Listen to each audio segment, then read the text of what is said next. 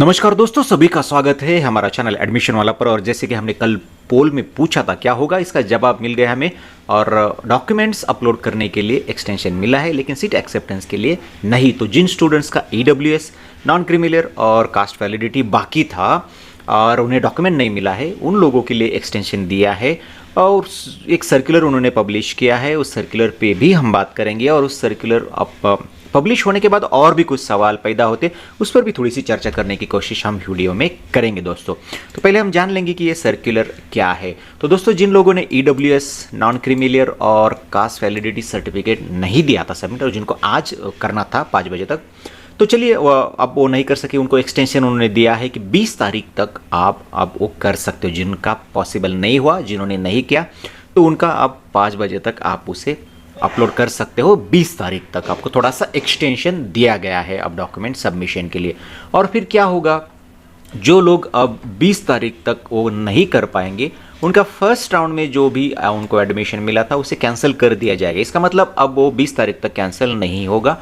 और अगर आपने नहीं किया 20 तारीख को 5 बजे तक, तो फिर आपको ओपन कैटेगरी से सेकंड राउंड में जाना होगा। तो इसका मतलब ये है कि आपकी जो सीट है अभी 20 तारीख तक रहेगी। और दूसरा भी ये भी उन्होंने कहा है कि जिन स्टूडेंट्स ने ऊपर की 3 ये सर्टिफिकेट, यानी ईडब्ल्यूएस, नॉन क्रीमिलियर की वजह से जिनका अटक गया था और जिनका कास्ट वैलिडिटी की वजह से अटक गया था, इन तीनों प्रकार के जो सर्टिफिकेट्स के लिए आपने रिसिप्ट अपलोड कर दी थी, उनको ही ये मोहलत दी है। और वही स्टूडेंट्स 20 तारीख तक अपलोड कर पाएंगे डॉक्यूमेंट। ये 3 जो है, ईडब्ल्यूएस, नॉन क्रीमिलियर वाले और कास्ट वैलिडिटी वाले, उनको ही ये एक्सटेंशन दिया गया है। और जो अगला उनका टाइम टेबल होगा वो 18th को साइट पर लग जाएगा। तो चलिए, ये सर्कुलर तो चलिए हो गया। तो इससे हमें कुछ ये मुद्दे स्पष्ट होते हैं कि जिन लोगों ने इन 3 सर्टिफिकेट्स के लिए अप्लाई किया था और उन्होंने आज जो लास्ट डेट थी रिपोर्टिंग की, सीट एक्सेप्टेंस की, तो उनको अब एक्सटेंशन दिया गया है। बाकी स्टूडेंट्स का इसका मतलब है कि बाकी स्टूडेंट्स को नहीं दिया गया है और आपको आज ही वो प्रोसेस करनी थी। और आशा करते कि आपने आज प्रोसेस कंप्लीट कर दी होगी। और मुझे तो लगता है कि जिनको अब एक्सटेंशन मिल गया है, उन्होंने भी, बहुत सारे स्टूडेंट ने ऐसा हो सकता है कि उन्होंने ओपन कन्वर्ट कर दिया हो और आगे की प्रोसेस वो सेल्फ वेरिफिकेशन की करके रखी हो। तो उन स्टूडेंट्स का क्या थोड़ी सी चर्चा, उसके बारे में भी अगले स्लाइड पर करेंगे हम। अब दूसरा है कि जो अब नया टाइम टेबल हम देंगे, तो वो तो फिर सभी के लिए होगा, सिर्फ इन स्टूडेंट्स के लिए तो नहीं दे सकते। अगर उनकी सीट रखनी है, मतलब जिन 20 तारीख तक उनकी सीट रखनी है, तो फिर सारी जो प्रोसेस है 20 तारीख तक रोकनी पड़ेगी। और अब फिर जो कल आने वाला हमारा सीट मैट्रिक्स था सेकंड राउंड के लिए, फिर वो क्या होगा। तो बहुत सारे सवाल अभी है। अगर कोई अपडेट आता है, उनको देना पड़ेगा अपडेट, उसके बारे में भी स्पष्टता लानी पड़ेगी। और फार्मेसी की बात करें हम, तो चलिए हम सेकंड स्लाइड पर जाते हैं और वो क्वेश्चन भी देखते हैं कि बहुत सारे प्रश्न फिर इसके इर्द गिर्द उठते हैं। तो फार्मेसी का क्या, जिनका ऑलरेडी सेकंड राउंड का ऑप्शन फॉर्म शुरू हो गया है, तो उन स्टूडेंट्स का क्या होगा।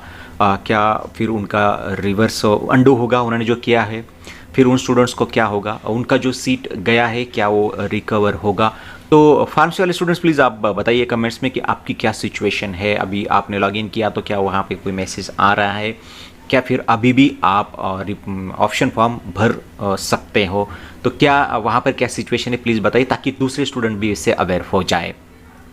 दूसरा कि रिपोर्टिंग की डेट उन्होंने नहीं बढ़ाई, मतलब आज जिनको रिपोर्ट करना था, जिन लोगों ने फ्रीज किया है, सेल्फ फ्रीज या फिर जिनका ऑटो फ्रीज हुआ था, उन लोगों को कॉलेज में आना था और आज उनकी लास्ट डेट थी, उनको बढ़ाया नहीं है।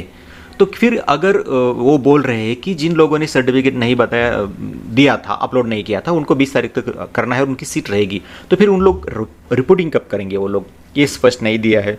और वो लोग रिपोर्टिंग करेंगे तो जो बचे हुए हैं नॉर्मल स्टूडेंट्स, क्या फिर उनके लिए भी ये डेट होगी, उनको लिए भी अलाउ करना चाहिए।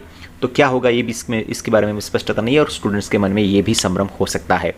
दूसरा है कि वो जिन्होंने पहले ही ओपन कन्वर्ट किया, ये बड़ा सवाल है। बहुत सारे स्टूडेंट ऐसे होंगे कि जिन्होंने कल कुछ ना हो जाए, हमें राउंड के बाहर ही ना चले जाए, तो इस डर से या फिर इस कश्मकश में उन्होंने क्या किया था कि ओपन में डायरेक्टली कन्वर्ट कर दिया, डॉक्यूमेंट नहीं आए तो क्या करो, बहुत सारे स्टूडेंट्स की सीट भी चली गई।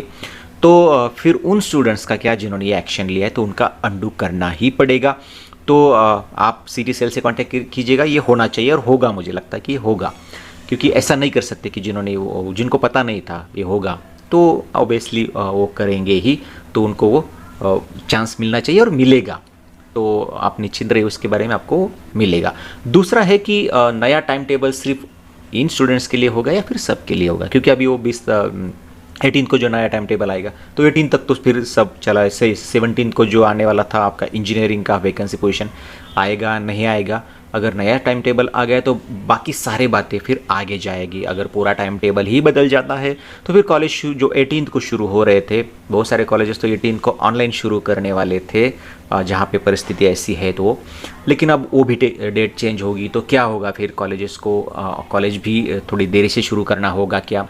और रिपोर्टिंग की बात करें दोस्तों तो रिपोर्टिंग 30-40% रिपोर्टिंग भी नहीं हुई है बहुत सारे कॉलेजेस में।